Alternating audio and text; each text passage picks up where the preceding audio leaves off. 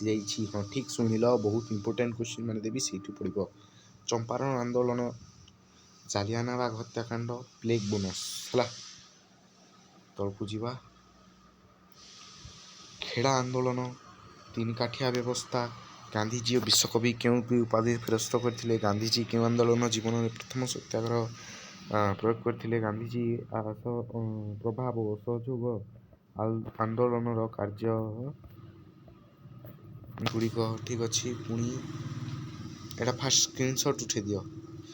ତମେ ସ୍କ୍ରିନଶଟ୍ ଉଠେଇ ମୁଁ ଥର କହିପାରିବିନି ହେଲା, ଟାଇମ୍ ହେଇଯିବ। ଦେଖ ଏଟାର ସ୍କ୍ରିନଶଟ୍ ନିଅ, ଏଟାର ନିଅ, ଏଟା ବି ନେଇଯାଅ, ଏଟା ବି ନେଇଯାଅ, ଏଟା ବି ନେଇଯାଅ।